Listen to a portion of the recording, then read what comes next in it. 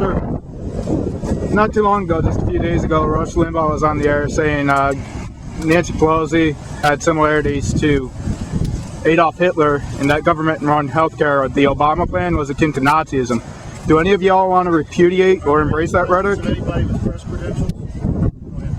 Can I ask you? None of you want to repudiate it. That's fine. You're running for Senate, right?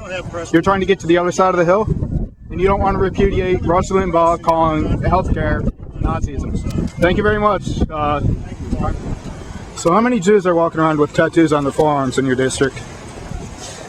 Adam Putnam? You should have an answer for that. You're from Florida, right? I am from Florida. And you can't condemn the Nazi rhetoric from Rush Limbaugh? I'm not familiar with what you're referring to. Rush Limbaugh compared Nancy Pelosi to Adolf Hitler, and he said Obamacare, nationalized health care, is akin to Nazism.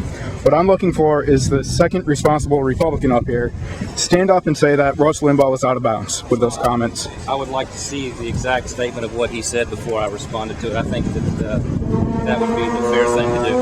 Well, let's stipulate that he said those things.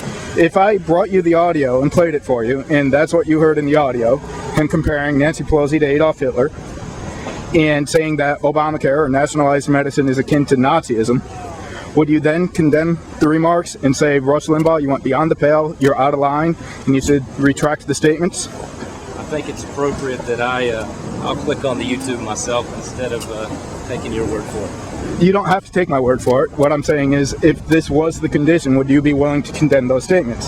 I'm not going to... I mean, you've got a lot of Jews in your district, right? Are you kidding me? All these people walking around with tattoos on their forearms. The last memory they have of their parents is when the parents were ripped from their grasps and led off to the death chambers.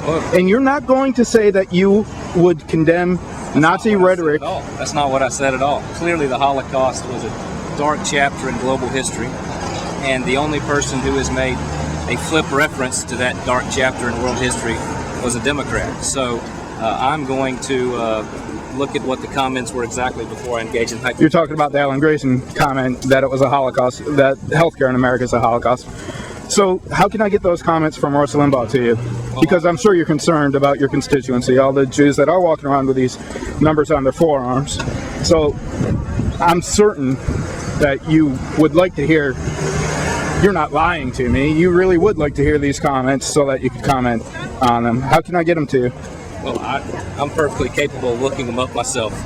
And how can I follow up with you so I can get that denunciation? So I suspect you'll be around. I'm often on the other side of the hill, and it seems you take the tunnel an awful lot because I haven't run into you that often. No, I've seen you out here a lot. Okay. I haven't seen you. Listen, Adam Putnam.